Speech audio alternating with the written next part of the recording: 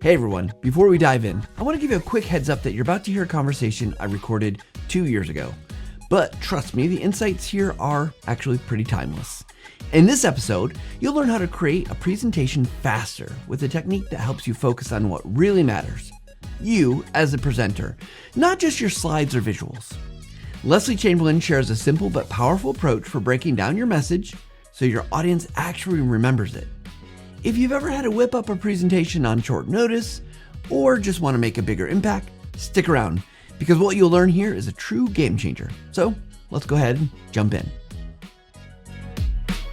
Good morning, good evening, good afternoon, wherever you are and wherever you're watching from. My name is Matt Pierce. I'm host of the Visual Lounge, where we talk about using images and video in the workplace.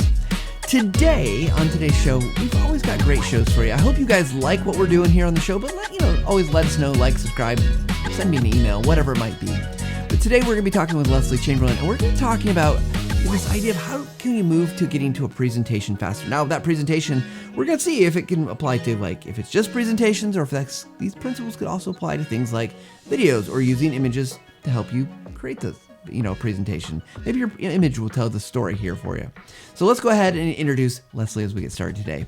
Meet Leslie Chamberlain, the powerhouse of customer success with over 15 years of experience. Leslie's passion for delighting customers and driving business growth is simply contagious, and I agree with that.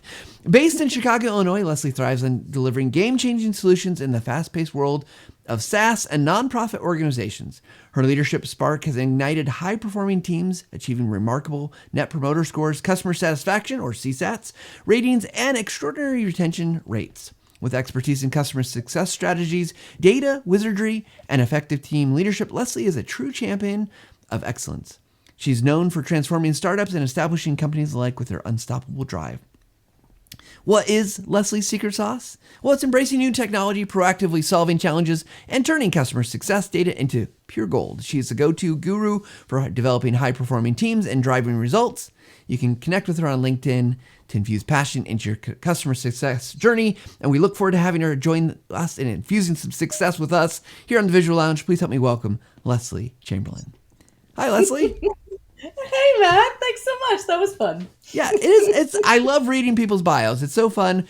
Sometimes people are like, oh, I can't believe I wrote that. And sometimes people are like, yeah, that's me. It's awesome. And I'm like, no, I love it. They are so awesome. And I'm just so excited you've been here. Now, to be fair, I think you came on a panel show with the Visual Lounge. So this is not your first foray into us, but I'm excited to have you here to chat with us. Yeah, this is great. I'm psyched. All right. Well, Leslie, let's start where we always start. So first of all, let's talk about how'd you get involved in customer success and using, obviously a lot of jobs require presentations, but tie these things together for us. How do you get going? Yeah, absolutely. So I started off actually as in music. So that was my first career was as a music therapist, and really presenting and being in front of folks was what I had to do day to day. And so as I made the transition actually from Peace Corps, where I had to do a lot of presentations, had to be in front of a lot of folks, moved back to the United States and started working in higher ed. And that focus really was where I needed to be presenting a lot more.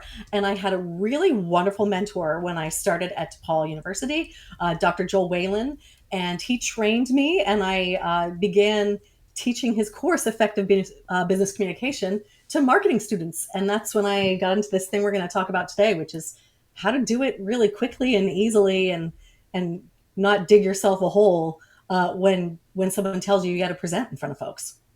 Yeah, I mean, what an important skill nowadays. And I'm sure the landscape around us has changed a little bit with presentations because, it used to be you'd walk into a boardroom and you'd give a presentation or an office, but now it could be that.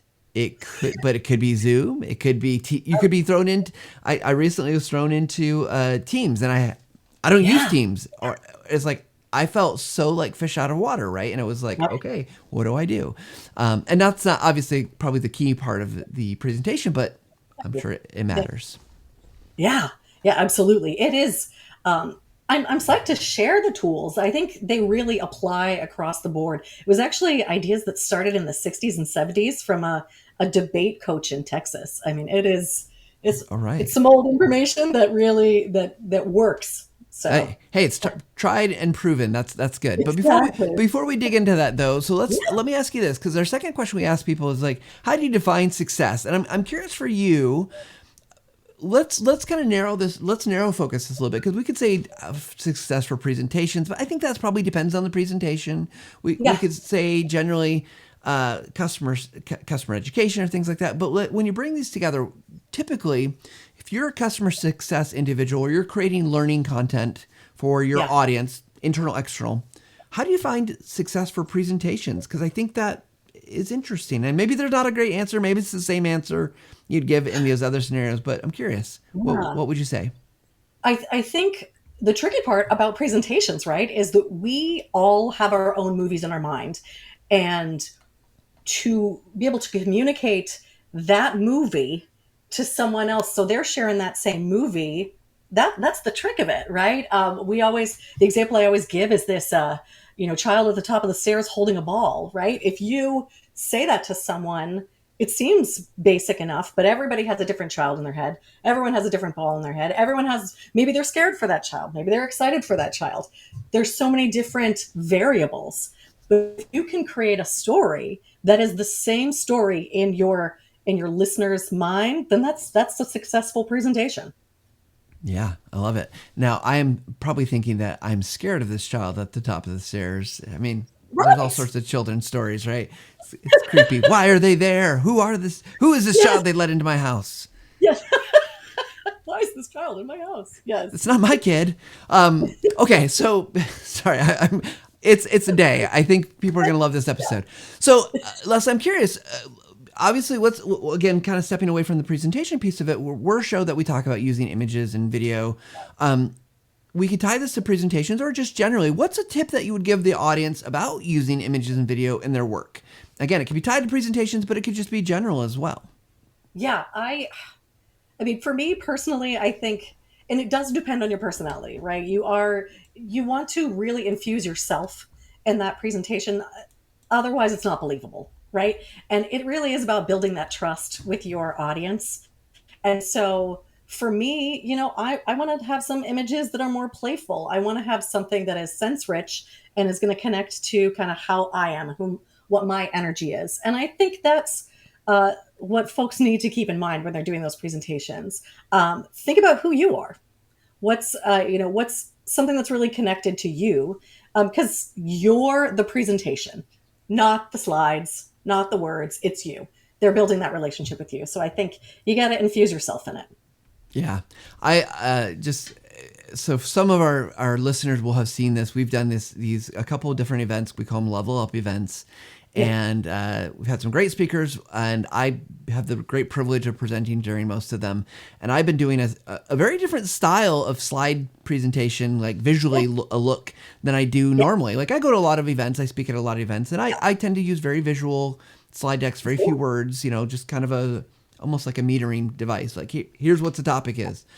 But for these particularly, I've drawn on every single slide, and I kind of have this like Cool. 80s, 90s punk rock.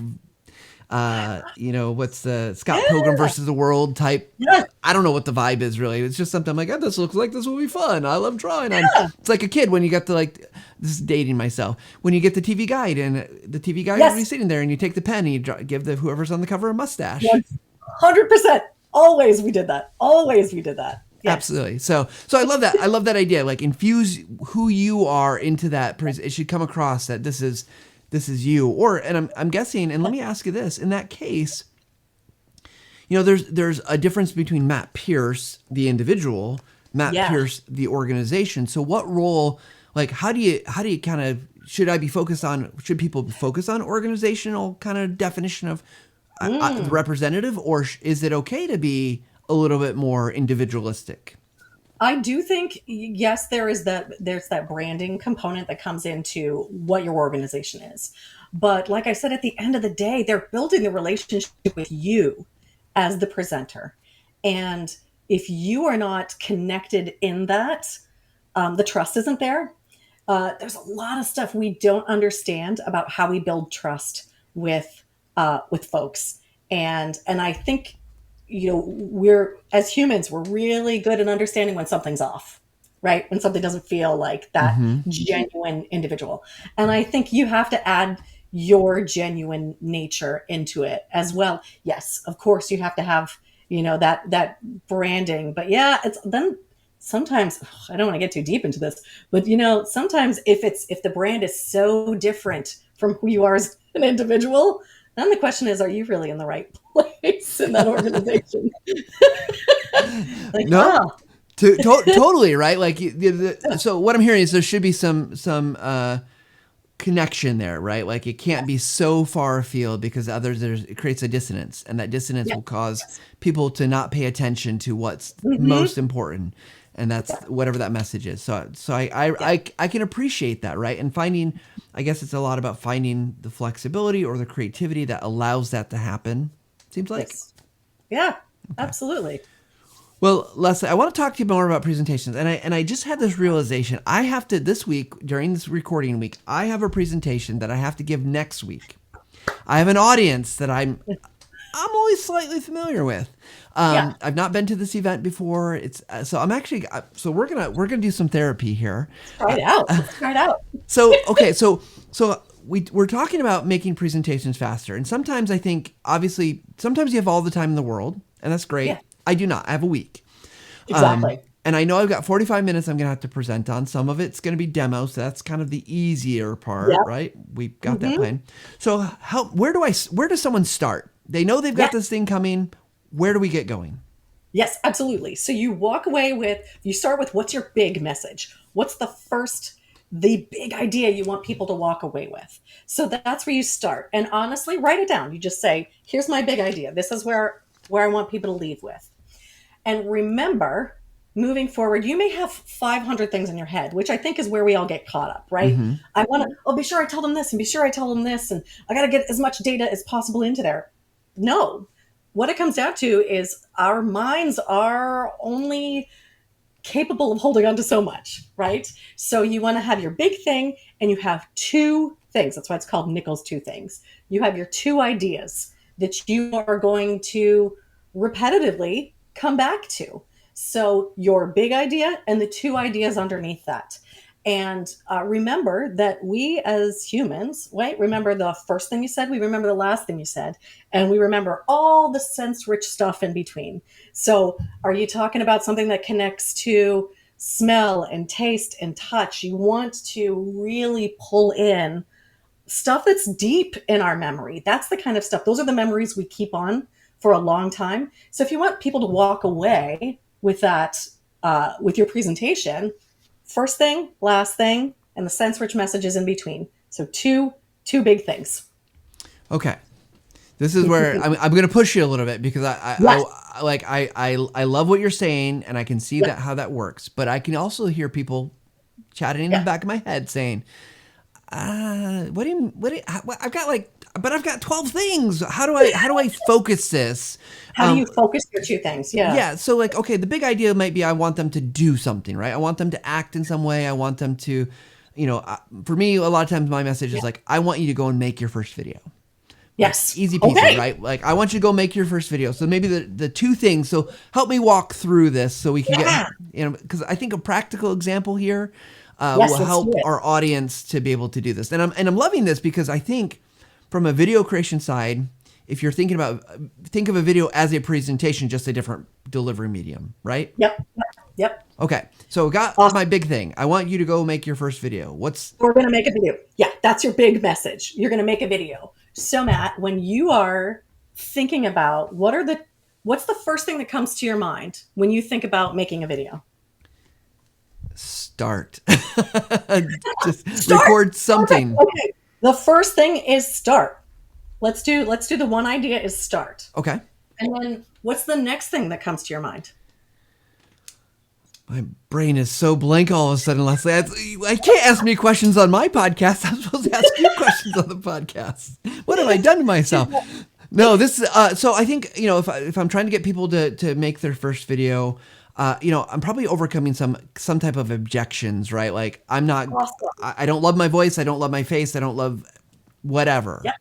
Awesome. So two ideas, start and objections. So when you think about what has to be done, to getting to start? What are two things that come to mind? If I'm going to start, what do I have to do? First thing, just pick a topic and push record. That's the two things. Pick a topic, push record. There's your two things. So you've got make a video, you've got start, you've got pick a topic, push record. Cool. Now you've got objections. What are the two things you think about when you think about objections? One, particularly customer education folks, learning and development folks, I don't like the sound of my voice. Yep. I don't like the sound of my voice. What's another thing that comes to mind? I don't have good gear. All I got is my webcam. So me and my gear. Yep. So that's the objections, right? Me and my gear. Okay, so now we've broken down your Nichols two things. This is what everything's going to roll back to. So as you're presenting, and we'll talk more about some, how to start and how to finish, but you're coming through and you're going to be sharing about just start. Okay. And the first thing is pick a topic. What are two things that come to mind when you think about picking a topic? So topic. So you keep breaking it. So I'm getting it. Like you keep breaking these down by two things. Yeah. Okay. I'm a little dense, but yeah. Okay. So I don't know that we need to keep going through this example necessarily. Yeah, right. But then the trick there, the two things under those are going to be, you're going to take the idea and then you're going to think about, how do I make this sense rich? How do I make this in a way that's really going to stick with people? So, say for example, it's getting started, and maybe it's, getting out of your way, right? Something like that. So rather than saying getting out of your way, you might say, push aside all of the, shove aside all of the foggy smoke or the smoke in your way, right? So you're getting this image. Now you have a sense-rich message, a sense-rich image of how to get that stuff out of your way. Then it also opens the door for you to put that image in there as you're presenting, right? You might be able to toss that, an image in there of somebody kind of like pushing through the muck to get started. So in this process, because I'm glad you went into the sense rich stuff, because I do have some questions about this, right? So obviously I love this idea, like you're breaking it down, two things, and obviously it depends on how far you want to take each one, right? I'm guessing, your present, how much time you have, all that kind of stuff. But in the sensory, so what I'm hearing, and I want to just recap for our viewers and listeners, is that you're saying like actually use the language, right? Like as you're presenting, as you're talking, talk about this fog, pushing away the cloud of confusion, right? Yes. And then obviously the idea of the slides or the visuals is the reinforcement of that, so that kind of mind, brain, eyes, ears are all bringing it together and saying like, this is a cohesive thought. Exactly. If I put a ray of sunshine and I'm talking about pushing away clouds, maybe it's a little like, what? Yes. Why is there sunshine, right? I'm focused on the wrong thing. Exactly. And so then they walk away, and if you were to say to them, hey, what do you remember about Matt's presentation? They're going to give you the first thing you said, which typically you want it to be like questions, because our brains are little computers and we want to answer questions. So that's getting people engaged. Your call to action, which is at the end, and then all those sense-rich images in between. So they're going to remember like, oh yeah, I remember he was saying like, I got to just get out of that, shove that stuff away. I remember the image of it. I remember the language he used, because again, that's deep in our brain. Those senses are deep. That's long-term memory. So that's the stuff you'll be able to get sticky in there with them. Yeah, I'm really loving this as a concept and an approach to buildings. So I gotta imagine though, someone who you've done this a lot, you were able to quickly take my idea and pull it down. I imagine people get stuck in this process. When you worked with people and going through this, where is it that you find that they get stuck in kind of breaking down or thinking of visual? What is the part that makes this where we can help people to get better so they get less stuck? Yeah, I think this is kind of interesting because it kind of relates to what you're saying about people doing the work. That they don't like their voice, they don't like their ideas, right? Like, oh, it's too me. And then we get into our own stuff. What I've found a lot, I've taught this to like hundreds of students. where people get caught up is that sense rich message idea. Mm. Like, does this sound too dumb? Is this dumb? Do I sound dumb saying, well, no, actually, it's really sticky. It's what gets people to remember. If you're just using the technical language, that's not sticky. There's a reason why that's the kind of presentations that people don't remember. So that's usually where people get stuck. They say, oh, I feel really uncomfortable, like just making up these new cliches, if you will. Like walking on marshmallows, right? Like lighter than a cloud, all that kind of stuff. It feels fluffy, but it's the stuff that sticks with people. Yeah, I've got to imagine, and I wonder, and I'm not expecting you to know off the top of your head, Leslie, but I imagine like these more creative type analogies have room to be sticky. It could also, I could see where it could also backfire. You know, you might want to test these out, but it feels like maybe the more visually descriptive it is, more like maybe you're think of the sense, using all the senses, not just like maybe it's a cloud of smoke that you can smell. Yes. The burning campfire or what I don't know, whatever it is. We could go crazy here, but like I'm wondering if the more you do it and the kind of more engaged, enriched, kind of without being over the top, maybe it sticks more. Yep. When I would sit down with students, I would have the list. Here's your list of your senses. We're going to go all the way as far as you can, right? And that's right. Usually a really good way to go, right? Go as far as you can out there and then dial it back. It's hard to kind of push the door open this way. Go as far as you can and dial it back. Take each sense and think about how you connect it. And then you can kind of hone it in. Yeah. So I do have to ask, because I can imagine there's someone who is maybe in a more, we talked about branding a little bit and the importance of staying kind of true to your corporate brand. Someone's going to say like, yeah, but I'm going to go to my senior leadership. I'm not talking about fluffy marshmallows with them. Right. Exactly. I will get laughed out of the room. So like, or even just it's too cliche, like in a dark and stormy night, that kind of like, I imagine are there boundaries here that we should be paying attention to? Yeah. The first boundary, I would say, to your point, the dark and stormy night, if something is cliche, it actually loses that sense rich message in our mind. There are things that we've heard so much, we don't actually connect to those anymore. Like a dark and stormy night. We don't actually imagine the dark storm clouds and the cold rain. We don't do that anymore when we hear that phrase. So my mentor said, hey, this is your opportunity to create the new cliche. What's something that folks have never heard before? You're using that imagery to create that new idea. If it's too cliche, it's not going to stick. What another really important thing is, it's tricky when you have a large group, but when you have a smaller group, being able to engage the community right there in front of you. So asking, what is something when you're thinking about, why you're uncomfortable with your own voice, what is it that you don't like, and then you start to get kind of their sense rich messages, and you can plug in theirs. And as you get better at this, you can do this on the fly as well. Like, your general idea, but also you want to use the language of the people in the room. Well, I'm glad you said that, because one of the kind of questions lingering in the back of my head about this is that when so I'm presenting at conferences, right? Usually 50-minute blocks, right? 50 minutes. I know my content really well. I know what I've been talking about for years. So it's not really hard for me to get up and talk kind of ad nauseum about the things that I talk about. But, the thing I think about with this, what this changes a little bit, it feels like, is perhaps then there are certain things that you're going to have to just commit to memory. Like, I would say, if you ask me, like, I could go through any of my presentations I've given in the last 5 years.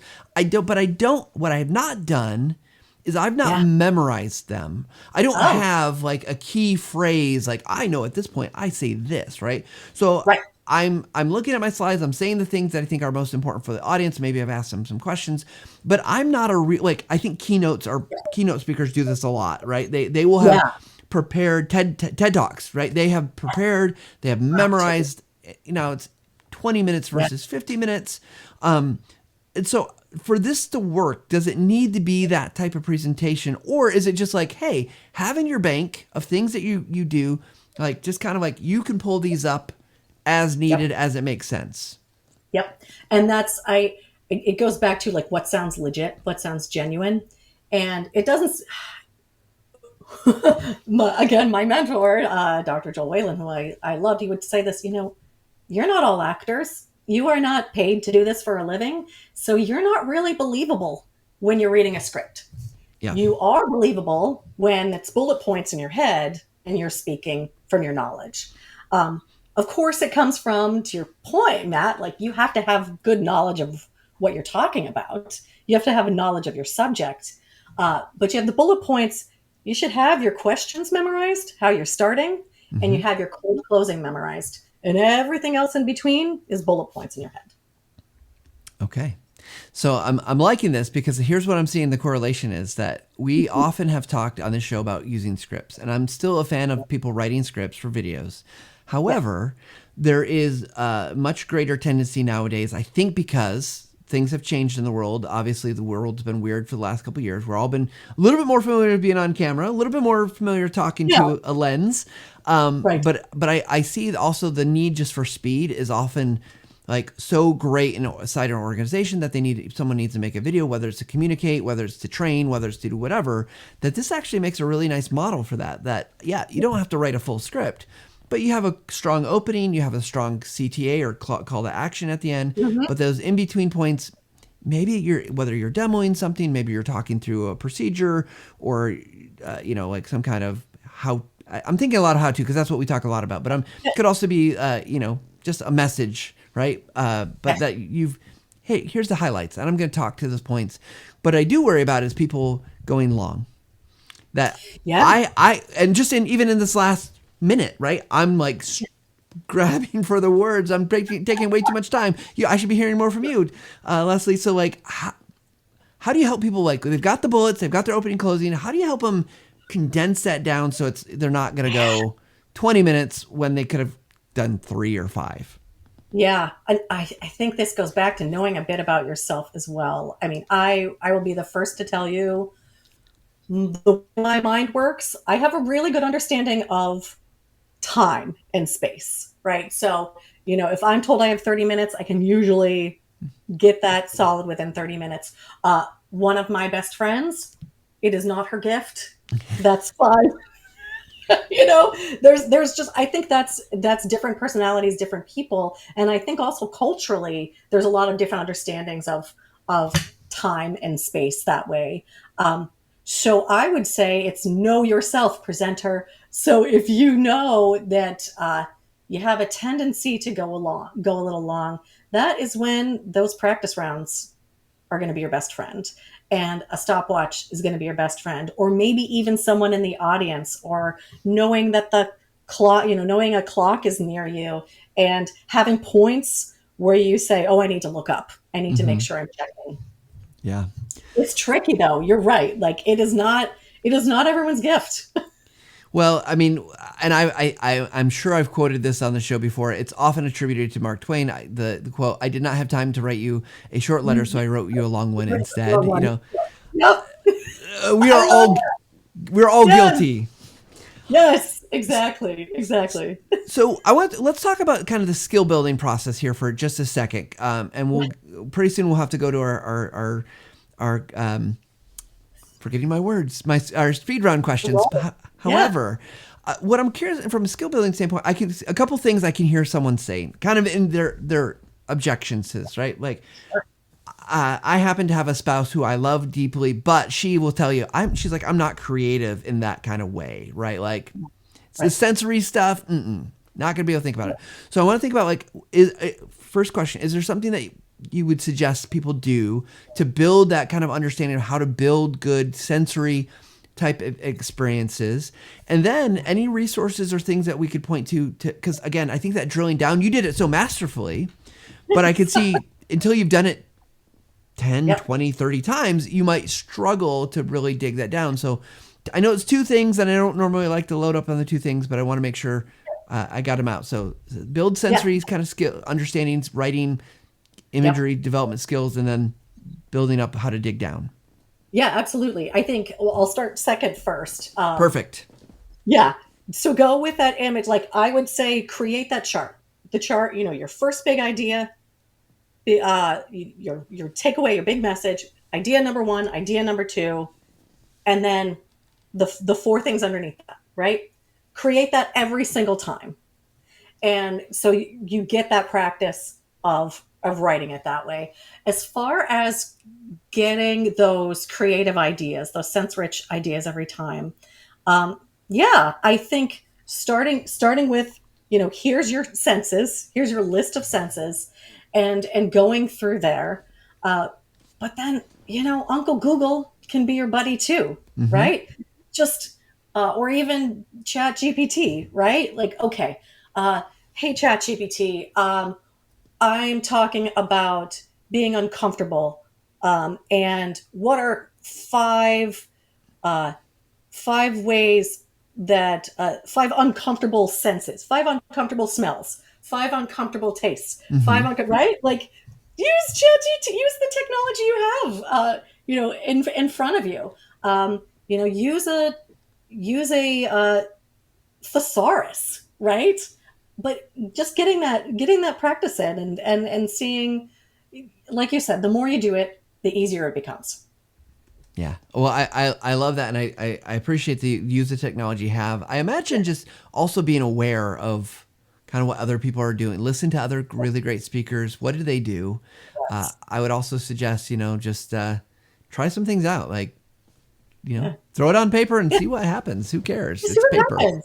Yeah. Not even paper anymore. It's just a screen. It's It's it's digital pixels it that are going really to go is. away. So, Yeah. well, Leslie, this has been awesome.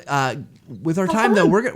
we're gonna move into our speed round questions. Which, if for people new to the show, speed round is quick questions with quick answers, determined by the roll of a 12-sided die. So let's go speed round.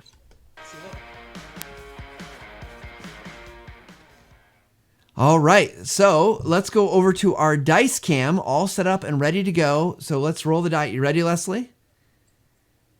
Let's do it. Okay, first roll is in, and it's question Mm. number 10. Okay, so if you had the opportunity to shift careers out of the world of customer education, which you've been doing for a while, what would you do? It could be anything, no limits here. No limits. If I could do anything, I would love to be. Um, I'd love to be a travel writer, a travel blogger. Travel the world with my family and talk about what it's like, you know, being a family of three on the road and our experiences. That would be awesome, and that would be amazing. Right? How to Right? That'd be monetize it, I don't know, but it would be I amazing. know some people do, and I'm incredibly envious of those folks. Absolutely. All right, well, let's go on to our next question. Great answer. Next question. Oh, we can't get this. Oh, Very 10 rarely again. happens, so we're gonna let's do it again. That's a 4 this time. Four. Okay, so Leslie, what is your guilty pleasure song or movie that you secretly love? It obviously can't be so secret because you're telling the world right now, but what do you think? I'm telling everyone. Oh, secretly love. I mean, I'm pretty straightforward, so I'm dorky enough to admit that the ones that are ridiculous. Um, Love Actually, we watch around every Christmas, and just it's like everything about it. The cheesiness about it is amazing. The singing about it is just joyful. It's perfect. Awesome. And also, I believe it's a great reference if any of our friends out there are Ted Lasso fans. There's a great episode where there's a great reference I to Love love, Actually. yes, absolutely. Great episode. All right, last question. Last question here. Let's roll the die one more time. And that is a 6. And I always educate our dice folks because it's got a line underneath, so that's a 6. Okay, so share a piece of Yep. advice that you've received that has had a lasting impact on you. What's something someone has said to you or given you as advice that's had a lasting impact? Um, a lasting impact. I will say so. Since we're on this role of Dr. Whalen, my mentor, when I was thinking about doing my doctorate, I said, "Hey, Joel, can we? I want to talk to you about this." And we sat down and we went out, and he said, here's the deal. It is really hard on your family. So when you make that move to get a doctorate, it needs to be all hands on deck. And it needs to be a decision that's done with the entire team in mind. And that's was really powerful for me. And that's kind of how I decided to make the move and have my husband and my daughter fully on board before I started that move. Yeah. Awesome. That's great advice, by the way. Yeah. On lots of things. Yeah. It reminds me of when I was thinking about getting a doctoral degree, and my advisor said, you need to be really passionate. And he's like, I don't think you're really passionate. I'm like, oh, okay. Oh, so, thanks. Okay. Okay, I guess I better figure that out. Well, Leslie, I love chatting with you. This has been just fantastic. Before we wrap up the show today, if people wanted to reach out to you, they want to learn more from you, where should they connect? Yeah, you can find me on LinkedIn. It's I'm Leslie Chamberlain, and yeah, I'm psyched to connect with anybody. I love mentorship. My dissertation is on mentorship, so happy to talk to folks about changes in careers, and find me there. Awesome. Well, guys, go check out Leslie's stuff. She is a great resource. All right, Leslie, as we like to wrap up every show, what is your final take? So here's my final take. What it comes down to, whenever you're doing any kind of presentation, whether you're doing it on video, whether you're doing it in front of folks in person, it comes down to your audience is building the relationship with you. Your slides, your images are not the presentation. You are the presentation. So as you go forward to present, be true to yourself, speak from your heart, and enjoy every minute of it. Awesome advice. Thank you, Leslie. Thanks, Matt. This was so much fun. Absolutely. And always great to have you on the show. Yay, thanks. You bet. All right, everybody, go check out Leslie's stuff. Talk about really practical, focused advice today about creating presentations. You can apply it to making videos. I'm sure it applies to many things that you can do. So go check that out. You can learn more. We'd love to have your feedback. We'd love to have your comments here. You can email thevisuallounge@techsmith.com. You can always like and subscribe on YouTube. That helps other people find the channel and make sure they're getting these awesome content creators and people that are just amazing to share their information and insights with us. If you're a podcast listener, we've got you covered too. Go like and follow on whatever your favorite podcasting platform is. We are there for you. Now, with that said, we like to wrap the show up the same way, the same advice, and it's cool because we talked about it today. The thing is, look, if you're making images, you're using video, you got to start. Just start making those, blow away the fog of discontent. Move out the barriers of physical rocks that block your mind from being able to do this, and just get started. And we hope that you take some time to level up every single day. Thanks, everybody.